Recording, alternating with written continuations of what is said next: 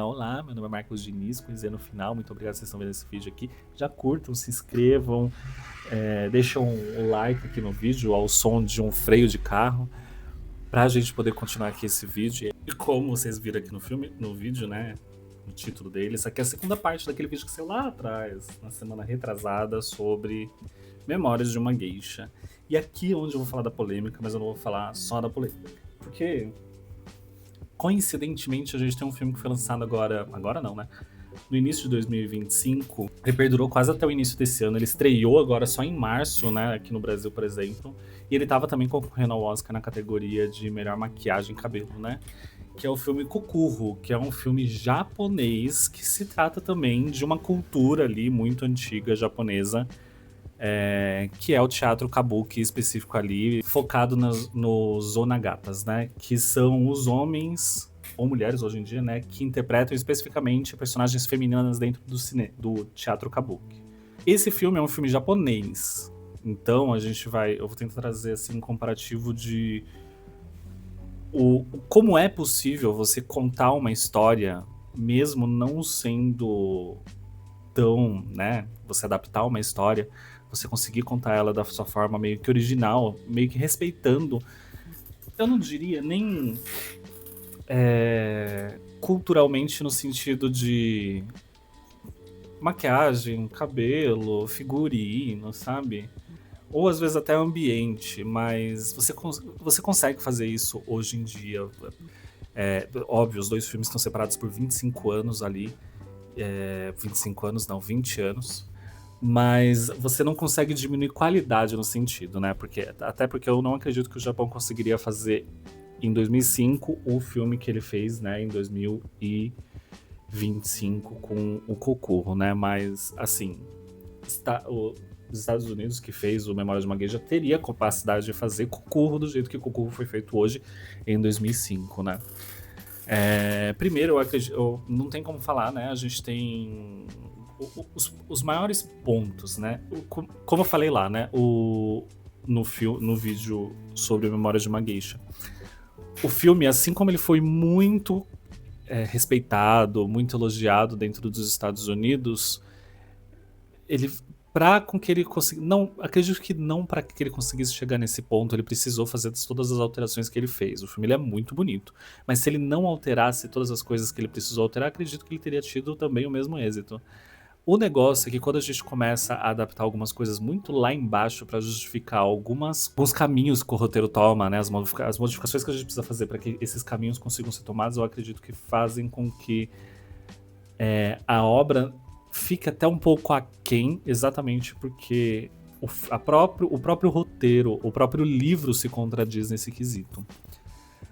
A história de Memórias de uma Geisha, ele tenta contar a história de uma arte japonesa ali, que é a própria geisha, né?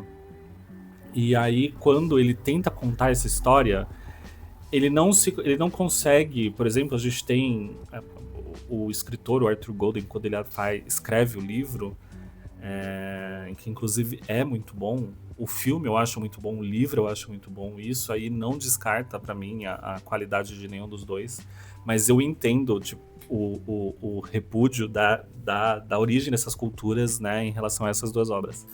Porque quando ele escreve o livro, ele usa de uma entrevista, né, que ele fez com uma geisha japonesa daquele período, né? Então ele faz essa entrevista com ela e pega características, pontos que foram trazidos ali por ela, né, da história dela, para poder contar essa história da Sayuri, né, da Shio / Sayuri no filme.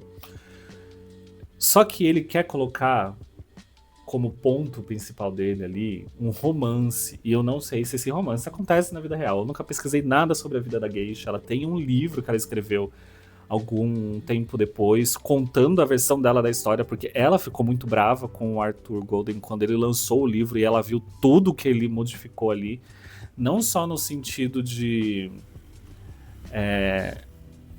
ela sabe que aquela história não é dela, né? Mas que ele se baseia na história dela. Então ela fala, eu não me vejo nesse livro, eu não me vejo nessa história. Essa história ele modificou muito e ele me ofende muito dentro de o que ele modifica ali da cultura da geisha, porque ela é uma geisha, ela respeita muito do lugar que ela veio. Exatamente porque ela sabe que todas aquelas modificações ali não afetam só a ela que deu essa entrevista, mas afeta profundamente ela, porque provavelmente as pessoas podem acreditar que ela tá contando aquilo. Mas afeta toda uma cultura de um país em relação àquilo que ser vendido pro mundo. Exatamente porque a geisha no mundo inteiro, antes mesmo de sair esse livro, antes mesmo de sair esse filme, esse livro é de 1998, se eu não me engano, e o filme vem sair em 2006. Antes de 1998, quando sai esse livro, as geishas já eram consideradas, né, em grande parte do mundo, prostitutas, né? Quando eu tava com o livro lendo ele, eu já tinha visto o filme, porque o filme já tinha sido lançado, né? Mas quando eu tava com o livro, a minha avó, que não tinha lido o livro, né? Falava, nossa, mas você sabia que geishas são prostitutas, né? Que né, elas são bonitinhas, fazem essas coisas aí, mas elas também são garotas de programa. E eu sabia que não era, né? Eu tinha lido o livro, já tinha, né? A gente se instrui de uma certa forma no que nos conecta ali, né? No que nos aproxima, do que nos atrai. Eu já sabia que elas não eram, né? Que isso daí é uma grande mentira que foi inventada, na verdade, confundida com a história de outras culturas dentro ali do próprio Japão, né? Então, antes, as pessoas já associam a geisha com prostitutas desde sempre. E isso daí, você colocar isso numa história, falar que é baseado numa entrevista, baseado numa história real, baseado numa entrevista, e aí você coloca que ela vendia, existe a cultura de vender a virgindade da geisha quando ela tá ali, termina os estudos e tá pronto para poder trabalhar, e ela vai ter uma pessoa que ela vai ser, como é que fala? Ela vai trabalhar para os outros, e aí ocasionalmente vai acontecer alguma coisa, e aí ela vai ter o guardião dela ali, eu tinha lembrado o nome, não tô lembrando mais, não é importante aqui. E aí você coloca isso daí numa história, eu sei que é bem problemático. E aí esse filme traz outra coisa bizarra que todas as vezes que eles vão dar entrevista para falar, para promover esse filme, isso daí é em 2005, né? O filme ele sai em setembro de 2005 nos Estados Unidos, então no início eles começam a promover geralmente ali um ano antes, já começam a dar entrevista a as pessoas da parte técnica, diretor, alguém talvez de design de produção já tá falando alguma coisa, mas geralmente o diretor ali já tá falando alguma coisa sobre esse projeto.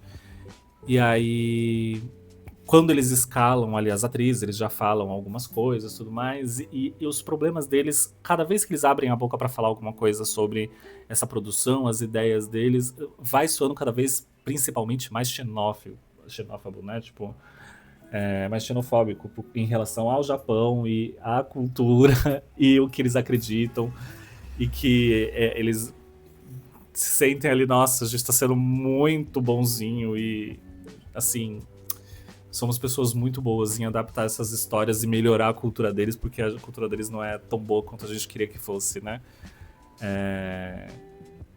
Na escalação das atrizes, eles escalam atrizes chinesas e malaia, né? Que nos papéis principais tem alguns atores japoneses ali que são bem famosos naquele período, que inclusive grande parte dos atores que estão ali trabalharam nos filmes que foram famosos japoneses dos anos 90, 2000 ali, como Tigre e Dragão, Clã das Adagas Voadoras, e tem alguns outros ali, né, que participaram, mas o elenco principal ali é o elenco chinês, que acaba criando ali uma desavença, principalmente não é política, né, mas diplomática cultural ali, né, por conta de o filme ele passa a ser banido no Japão, na China, né, porque a China não aceita que atrizes famosas chinesas interpretem prostitutas japonesas no cinema, e principalmente eles falam, né, e principalmente a gente tendo já esse problema diplomático da China com o Japão, né, em relação ali à Segunda Guerra Mundial, tudo que aconteceu com eles, tudo que o Japão fez quando eles invadiram um pedaço ali da China. Com não sei se vocês já ouviram falar, né, mas o campo de pesquisas japonesas na China. Se você colocar isso daí no Google já vai aparecer, tem filme, tem um monte de coisa, mas nunca vai em imagens. Você pode ali dar uma lida por cima, se você tem estômago forte, boa sorte. Aí você pode embarcar nesse universo aí que não é o que eu gostaria de fazer. E aí, além disso, né, aí a resposta dos Estados Unidos para isso é muito pior do que a emenda, né? Era muito bom eles falarem, olha, a gente já estava de olho nessas atrizes para poder contar essa história, porque a gente gosta muito delas, elas são muito famosas aqui nos Estados Unidos e a gente queria trabalhar com elas. E é isso. Melhor resposta que eles poderiam dar. Aí eles me vêm com a resposta de não existem atrizes japonesas boas o suficiente pra gente poder colocar no nosso projeto, né? Boas o suficiente no sentido que ele queria dizer ali. Boa o suficiente com palatável internacionalmente quanto eram já aquelas atrizes, né? A Zhang Ziyi já estava numa crescente, né? Que é a que faz a Sayuri. A Michelle Yeoh já era conhecida ali, né? No cinema. Então ela fez bastante sucesso ali naquele final dos anos 90, início dos anos 2000. A Gong Li eu não tenho tanta certeza, mas eu acho que ela já tinha feito alguma coisa também. Nem que fosse papel pequeno. Então a emenda ali acaba soando muito pior, porque o Japão fala, mas vocês têm um monte de atores japoneses participando do elenco de vocês não colocaram nenhum no papel principal, né? A única atriz japonesa que é ali no papel principal que tá é a amiga da Sayuri, que tá ali no mesmo Hanamachi que ela ali no começo, que... Como é que é o apelido dela, gente? A Pumpkin, né? Que ela é japonesa. Então... E aí, depois, quando eles começam a filmar, e eles falam que vão... a gente até pensou em filmar no Japão, mas... Isso o diretor falando, né? Mas a gente acabou desistindo porque a gente chegou no Japão, em Kyoto, a gente viu que Kyoto era moderna. A gente tava crente que a gente ia conseguir filmar, mas Kyoto se modernizou. E aí você olha assim pra cara dele e você fala, meu filho, desculpa. Você tá querendo gravar um filme que se passa em 1930, numa cidade super populosa do Japão, em 2010, 2005, 2003, sei lá, o ano que, né, nos anos 2000, onde na cabeça de vocês que vocês acham que essa cidade se manteve em 1930. Vocês acham que é vila ainda, né? Ainda são divididos em vilas, Japão. Mas é a mesma mentalidade não só dos Estados Unidos, mas de grande parte do mundo, mas principalmente dos Estados Unidos, de até, por exemplo, falar, nossa, Brasil, e aí ele fala, nossa, Rio de Janeiro, São Paulo, Amazonas, Rio Amazonas, sabe? Eles acham que São Paulo vai para Buenos Aires, acham que tá em São Paulo. Acha que o Brasil é só Rio de Janeiro, o restante é só mata e macaco andando pra tudo quanto é lado, quando não é. Acha que não tem internet aqui. As pessoas realmente são bem ignorantes, né? E aí vai criando uma série de desavenças ali e polêmicas. E a principal, né, a adaptação ali que eles decidem que vão manter ali no filme e é o que tá no livro do Mizuagi, né? Primeiro, né, no filme eles tratam em alguns momentos também, não só no filme, em alguns momentos não, né? Durante o filme todo eles tratam a geisha como geisha, né? Repetem diversas vezes, não só pra Sayuri, que tá entrando nesse universo, mas ela é um bode pra explicar pra gente também o que é uma geisha. É por isso que é explicado tantas vezes pra uma criança ali, como se estivesse explicando pro público o que é ela. E eu acho muito interessante que eles fazem isso de explicar que geisha é uma artista, ela é uma dançarina, ela é, de certa forma, uma cantora, ela é uma intérprete, ela é uma entertainer no sentido de saber servir a pessoa, conversar com ela, fazer atividades e brincadeiras que o distrai ali naquele momento. Entrar em assuntos que consiga ser levados, saber de poesia, de literatura. Ela vai entreter aquela pessoa que tá ali, né? De diversas formas dentro daquela mesa ou naquela conversa que eles estão. E aqui no filme eles reforçam isso a todo momento. A geisha é uma artista, tem a compostura. Haja direito, não faça nada fora da linha. Você não pode deixar que as pessoas ultrapassem determinada linha, porque você é uma artista, você é um ponto importante dentro aqui, não só da nossa casa, que você é a pessoa que traz dinheiro, né?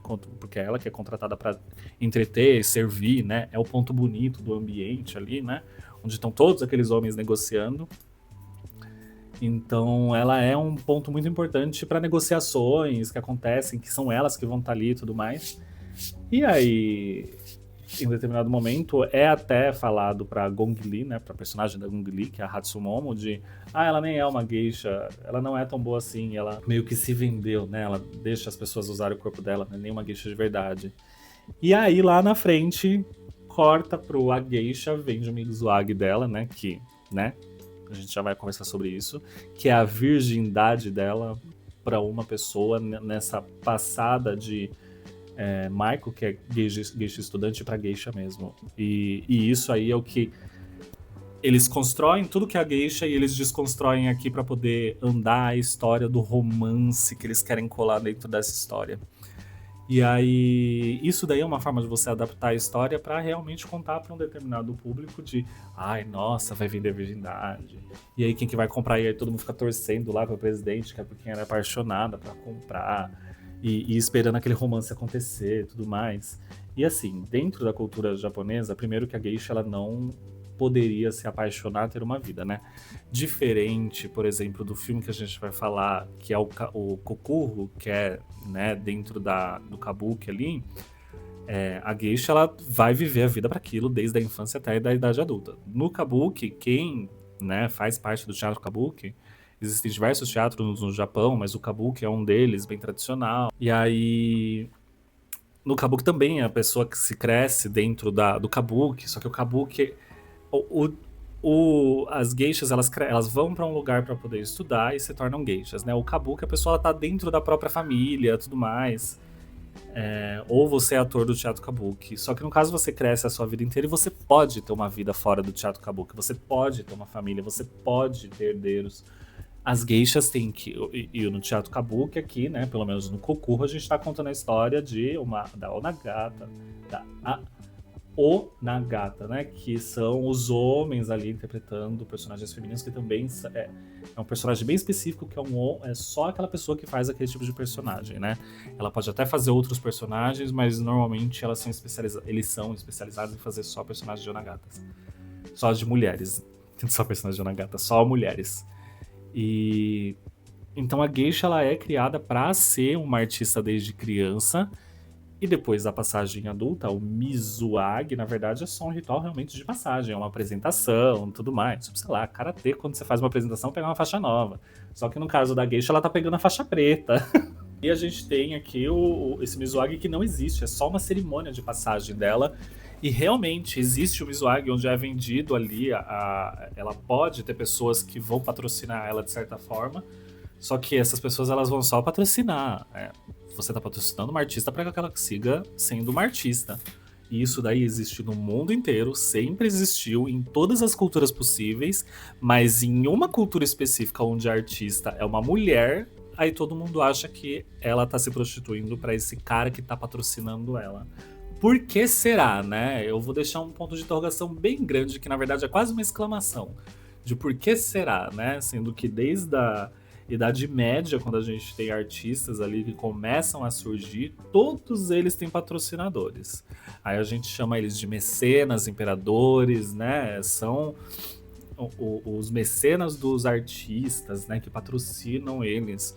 Todos homens, né? Agora, numa cultura específica, onde tem uma classe inteira de mulheres artistas, elas não podem ser só artistas que estão sendo patrocinadas, né? Você tem que vincular elas à sexualidade de alguma forma, de que elas estão se vendendo, né? É bem interessante isso daí que as pessoas costumam fazer. E aí, né, as geishas, nesse caso, são confundidas, na verdade, com as reais prostitutas que existiam no Japão. Existiam porque prostituição já é proibida no Japão desde os anos 50. Ainda existe de uma certa forma lá, mas é um cambalacho que é feito para o povo conseguir, né, fazer isso daí. Mas desde os anos 50, oficialmente é proibido a prostituição no Japão. E o que tinha antes, que as pessoas se confundiam as geishas com prostitutas, é porque existiam as oriãs no Japão. Eu até falo um pouquinho no outro vídeo, eu repito aqui, não tem problema. Que essas oriãs, elas são também mulheres com kimonos elaborados, só que diferente da geisha, a geisha ela tem um kimono específico, ela tem um corte, né, um penteado específico, tem ornamentos específicos que ela coloca, tem um tipo de maquiagem específico.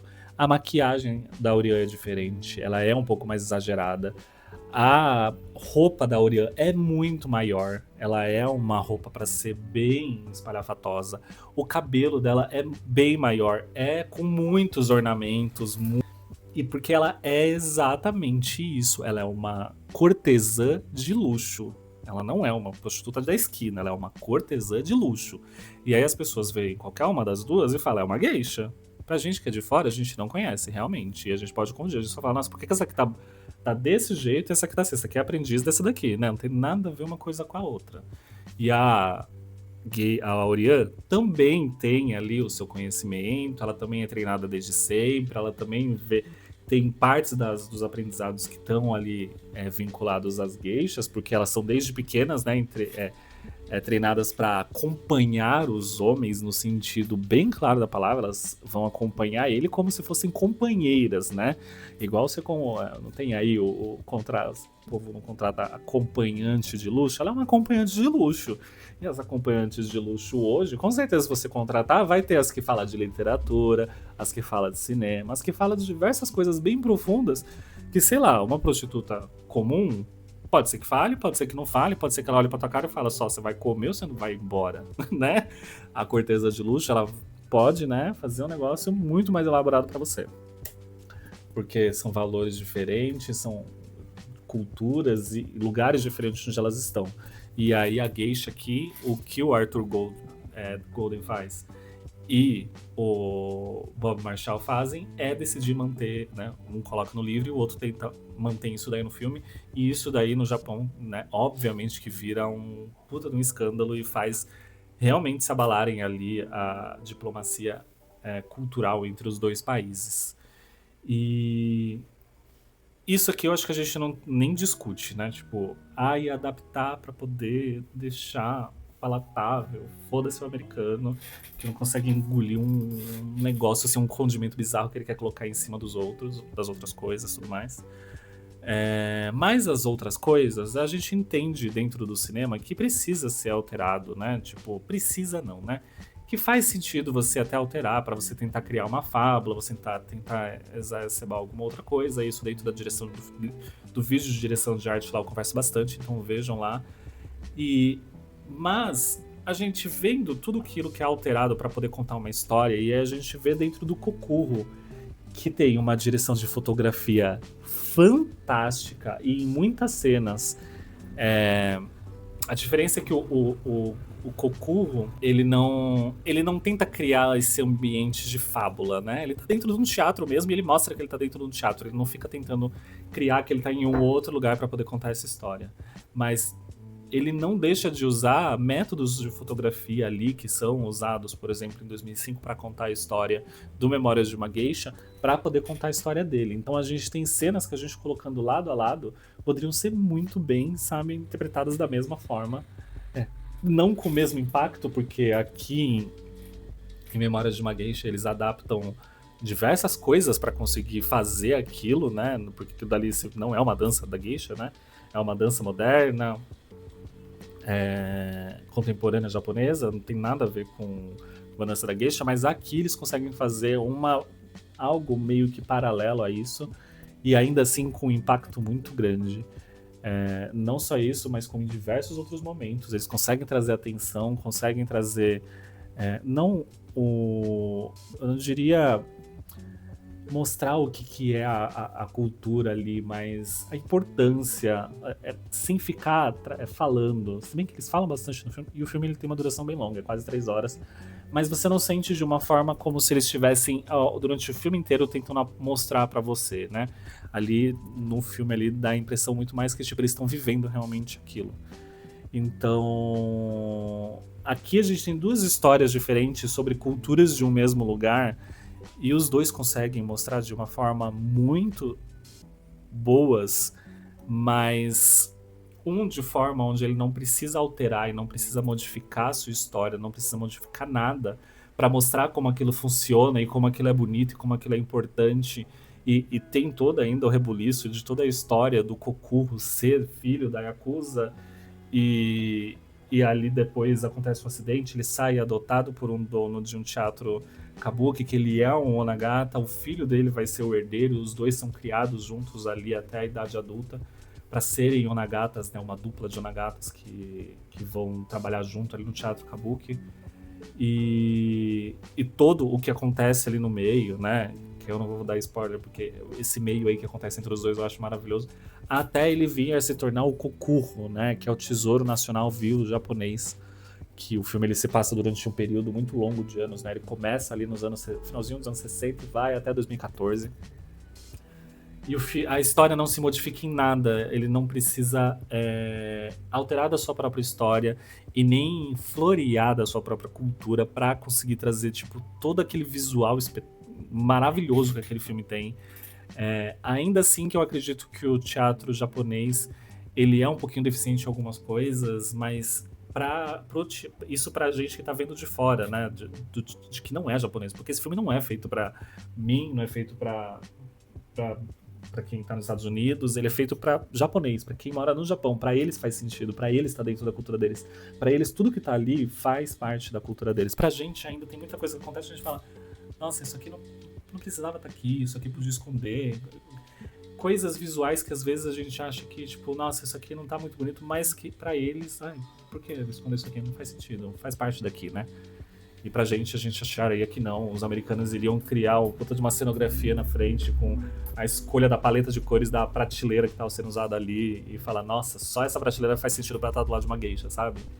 Então, onde aqui eles precisam, né, no Memórias de uma Geisha, não precisam, né? Eles acham que eles precisam adaptar uma cultura que já é muito mais antiga do que o próprio Estados Unidos, para poder achar que ela pode ser só assim para ela poder ser palatável para as pessoas. Não desmerecendo em nada o filme Memória de uma Geisha, porque eu amo o filme, eu amo o livro. Mas aqui a gente vê dois pontos diferentes da mesma moeda, onde a gente não precisa achar que só porque somos de lugares diferentes ou uma coisa precisa ser palatável pra gente, precisa ser alterada pro nosso gosto, precisa ser modificada em vários pontos, ou a gente tentar modificar o que é cultural dentro de um lugar ou de um determinado ser, né, uma pessoa, como a geisha no caso, ou a própria onagata, ou o teatro kabuki, para poder contar a história dele de um jeito que seria mais aceitável pra gente. Porque ela já é por si só uma história, né? Ela não precisa ser criada uma coisa em cima que não faz sentido nenhum, não é correlacionado nenhum. Foi só pegou o universo e jogado dentro de uma cartilha. Só pegaram ali a carcaça de um universo muito complexo e tentaram encaixar de todas as formas que eles podiam. E tentaram encaixar de toda forma ali no universo da Vivienne Ward e do Richard Lewis, do Uma Linda Mulher. Que é o que eles tentam sempre fazer com o que eles não entendem, né? Colocam romance, alguma coisa genérica e é isso aí. Mas isso não pode, porque as geishas não podem se apaixonar. Podem se apaixonar, né? Elas não podem, né, ter um relacionamento, não podem um monte de coisa, blá, blá. Não importa, coloca. Mas é isso, gente. Acho que não dá pra esperarmos noção. Eu não diria nem... não dá pra falar muito de empatia, né, dos Estados Unidos com relação à cultura dos outros, mas é noção mesmo de fazer esse tipo de coisa, porque eles vão fazer, eles não estão nem aí. E não dá pra gente julgar muito, porque a gente provavelmente faria também dessa forma, porque a gente não entende da cultura, a gente não tá imerso dela pra poder saber, e em muitos casos, principalmente nos anos 2000 e 1900, a gente não... 1990, né, nos anos 90, a gente não teria, às vezes, informação suficiente, ou essas pessoas teriam, né? Informação e o lugar para poder pesquisar esse tipo de coisa para não ter feito do jeito que fez. Ou pelo menos não ter criado os problemas que eles criaram. E esse filme ele é muito grande, ele continua muito grande até hoje, mas eu acredito que ele teria sido muito maior se ele não tivesse todas essas polêmicas junto com ele, porque as polêmicas acabam falando muito mais alto, e todo mundo que eu conheço que conhece ama muito esse filme, ama muito o livro, sabe das polêmicas, pelo menos parte das polêmicas importantes dele, e ficam, putz, puta que pariu, né? Que pena que tem isso, e eu acredito que é isso daí que impede esse filme de continuar voltando ainda hoje, né, para plataformas, por exemplo, ele é super difícil de alugar, ou para o cinema, ou para outras coisas que poderiam continuar promovendo ele, porque esse filme ele é muito bonito, mas existem coisas que impedem que isso aconteça. Assim como muitos filmes voltaram dos anos 2000, esse daí é um deles que poderia, mas não volta por conta dos problemas dele. E é isso, gente. Eu esqueci de falar no começo, mas muito obrigado por terem visto esse vídeo. Se inscrevam no canal se vocês não são inscritos. Vão lá ver o vídeo anterior sobre o Memória de uma Geisha, por direção e referências dele. Curtam o vídeo aqui também e a gente se vê no próximo vídeo. Muito obrigado, até mais, tchau, tchau.